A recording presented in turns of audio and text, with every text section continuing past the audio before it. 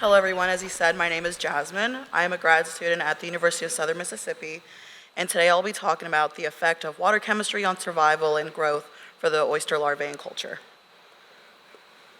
So the Eastern oyster is among the top 10 most valuable seafood products in the US, as many of you probably know. There has been a reduction in oyster reefs as much as 85% worldwide compared to historical distributions. And as a result, we are seeing a decline in commercial harvesting. For example, in Mississippi, there you go.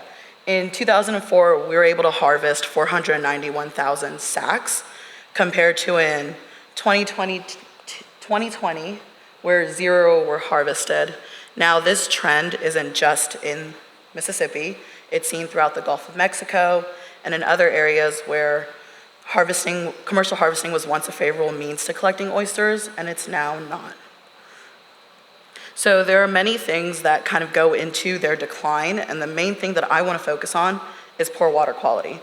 And this encompasses several key impacts, such as ocean acidification, discharge of pollutants, sediment runoff, nutrient loading, and changes in freshwater inflow.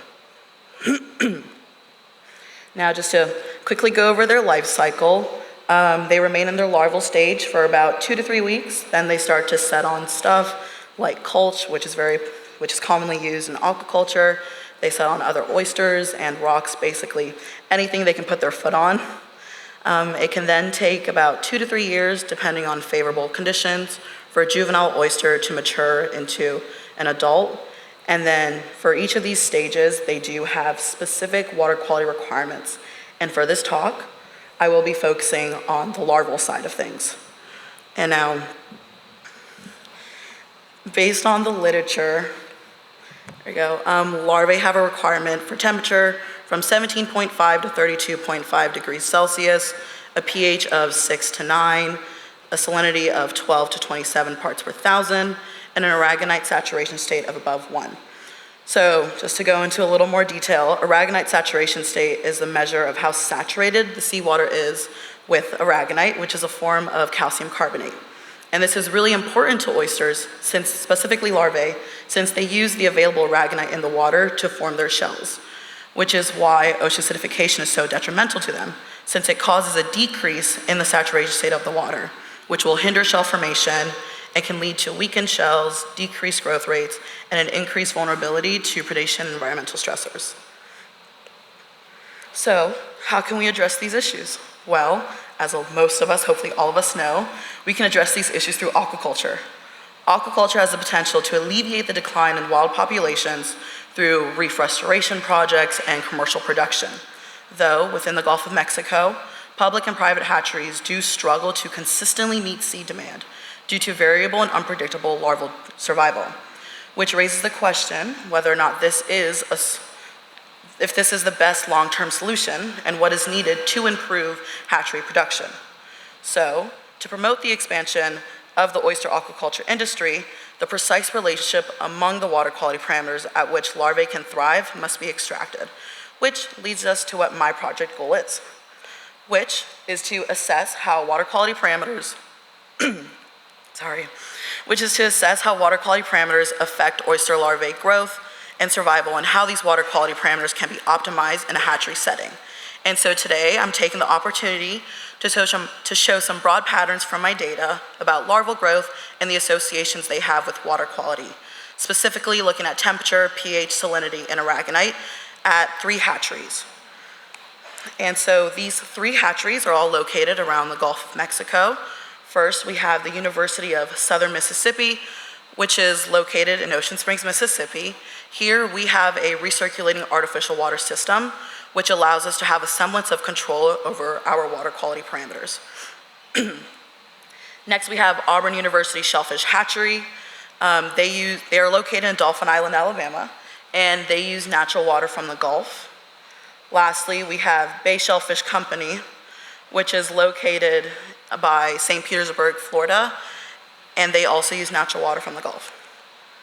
So now to kind of dive into my methodology, this project took place from April to October in 2022 and 2023, and we collected temperature, salinity, pH using YSIs and EXO3 SONS, which is displayed here.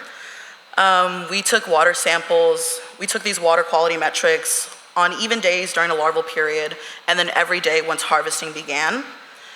Then we also did weekly water samples that were sent to our co-PI, Dr. Hu, at Texas A&M Corpus Christi, and they did analysis on alkalinity and calcium for us. So like I said, this was done once a week, which allowed us to get 2 to 3 samples per larval run, depending on how long they were in the hatchery for. Then we took larval measurements and brood and counts just to get an idea of what was being changed throughout the season, which were also taken on even days until harvesting began. Then we did it every day. So now kind of just diving into some general patterns in water quality across locations. Just really quickly, in all these graphs, USM is blue, Auburn is orange, and bay shellfish is gray. So looking at the temperature, the salinity, and pH graphs, we see that the 2 natural water locations, Auburn and bay shellfish, both experience fluctuations and more variability in their water quality parameters due to the nature of their system, since it is reflecting what is going on in the Gulf of Mexico. While at USM, since we do have somewhat of a control over our stuff, ours is a little more constant, and any changes that we do see are generally due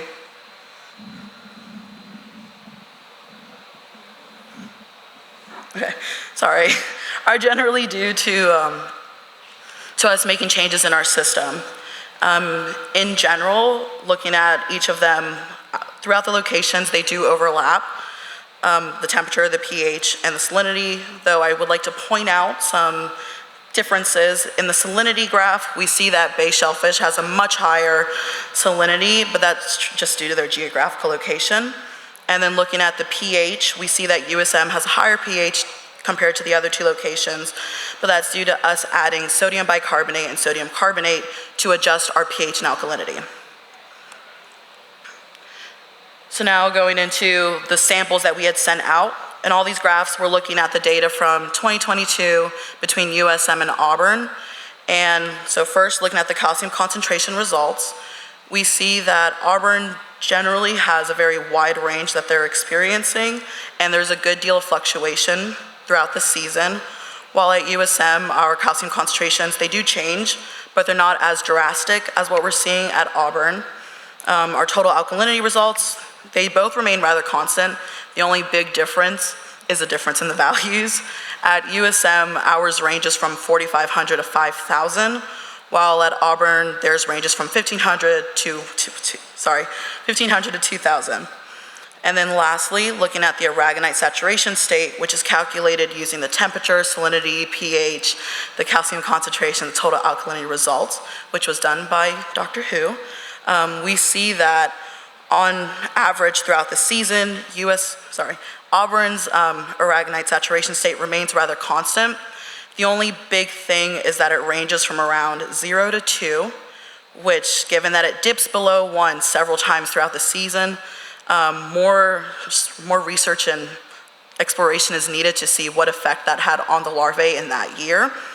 And then looking at USM's, ours does fluctuate a good deal. We see that there's a clear drop in July, but kind of the overall values that we have are still considered desirable conditions for larvae.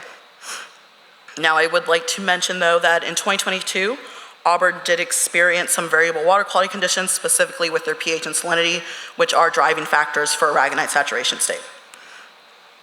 So now going into some of the larval growth.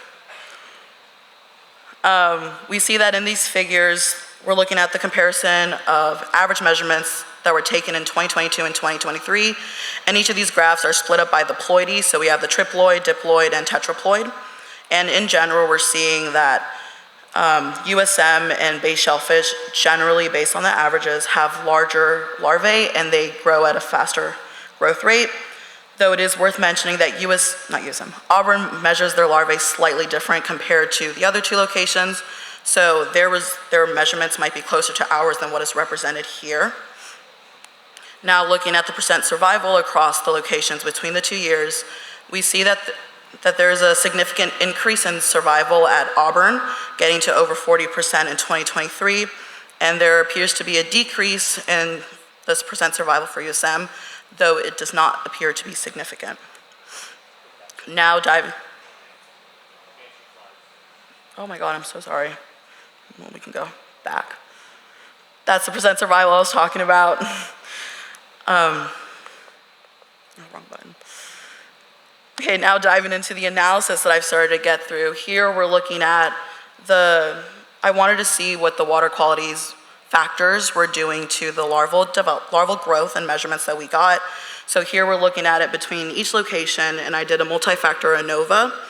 And here we have the p-values, and for you stats people, kept the specific values that are here, but kind of the general take-home message is that the temperature, salinity, and pH across the 3 locations were all significant, which suggests that the variation in the environmental factors have a substantial impact on larval development, and then the interaction between temperature and salinity across all the locations was also significant.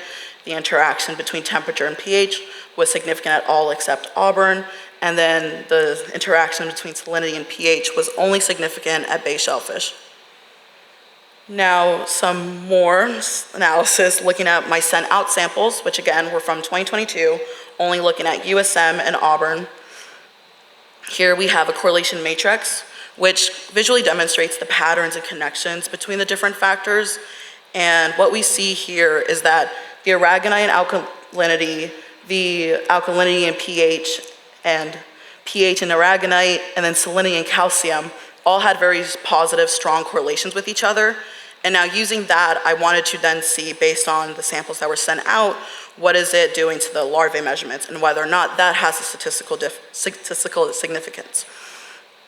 And what I found was that individually, only the aragonite and the alkalinity had a statistical significance when it came to the larvae measurements, and the interaction between alkalinity and aragonite and the interaction between aragonite and salinity were the only ones that were significant, which again just indicates that the interactions that they're having on their variation is significant with the larval measurements. So now what's to come? Well, we're gonna be doing another season. What's to come? We're gonna be doing another season of data collection in 2024, which will get us a more robust data set. I also do still need to finish the rest of the analysis for the rest of the data from 2023. And then kind of the end goal of this project is to be able to produce specific water quality ranges that do promote larval survival and growth to inform the industry. Also to identify any potential hatchery system modifications that can be made to improve water quality, given that this project does encompass 3 different hatcheries that all use different water quality management styles. There might be something that we're each doing that improves our water quality that can easily be dispersed to you guys. So now kind of wrapping this all up, the take-home message that I want to leave with you guys is that larval growth is influenced by different environmental factors. So it's important to monitor your water that is being used at your hatcheries, specifically monitoring temperature, pH, salinity, and alkalinity. And these are relatively easy to monitor by using things like a thermometer, a pH pen, a refractometer, and alkalinity test strips. And by doing this, you'll have a better idea of what's going on in your hatchery, and it will make you more aware to the changes in the water quality that your hatchery is experiencing. And by tracking and understanding these changes, you'll be able to make more informed management decisions for your hatchery. So, thank you. I would like to take a moment to acknowledge the NOAA Ocean Acidification Grant for funding the project, and the staff at TC Mac, at Auburn, at Bay Shellfish Company, and Texas A&M for helping me collect my data and analyze my data. So thank you. Questions?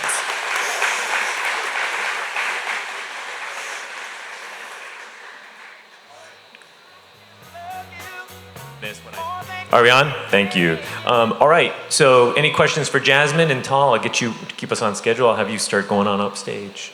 Any questions for Jasmine? Go ahead, Sam. I'll hand that down to you.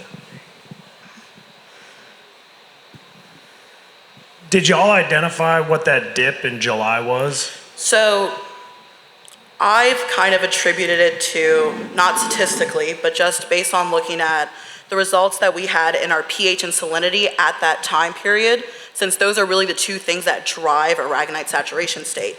We had a slight dip in our pH, and at the same time, we also had a dip in it was also in temperature and salinity. So my opinion is that all of that happening at the same time kind of resulted in the dip that we're seeing in July. All right. I think we're going to move on from here. If Jasmine is going to be around if you have some questions for her.